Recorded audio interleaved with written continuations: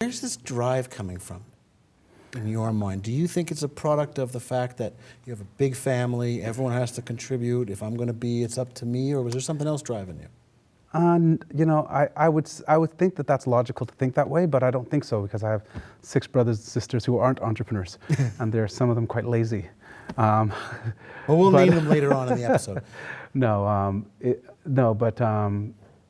And I mean, in many ways, we all kind of understood the sacrifices our parents made, and we always had a bit of a chip on our shoulder to want to take advantage of the opportunity of being in Canada.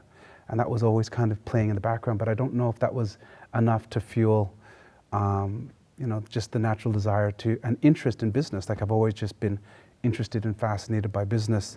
When other kids were, out, doing what kids do, riding bikes and playing football, You were busy renting out the bikes to other people. I was learning how to do, ledgers, and I had these little books in binders, that's what I love to do. So it was all manual. You had the bunny business, you had the newspaper subcontracting, you said there was a third in high school.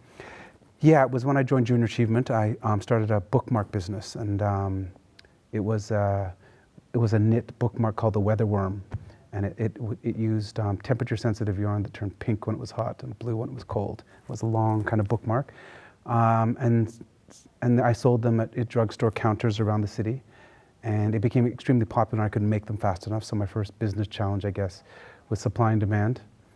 So I switched to regular bookmarks, and I had every kid, once again, into the child labor market. I had every kid in my neighborhood making bookmarks in my parents' basement. And we must have sold about 10,000 bookmarks. Then I won a gold medal from Junior Achievement that year. And again, I was successful, right? I was successful at what I did. And the story continues because when I got my first job at 16 at Denny's, I got fired after 2 weeks.